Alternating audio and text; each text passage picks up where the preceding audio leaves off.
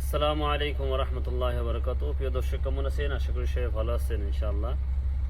কথায় একটা আছে না, ঠেলার নাম বাপজান। ঠেলায় পড়লে বলে বাঘেও গাছে ওঠে। তো বাংলাদেশের বর্তমান সরকারের অবস্থা এরকম হয়েছে।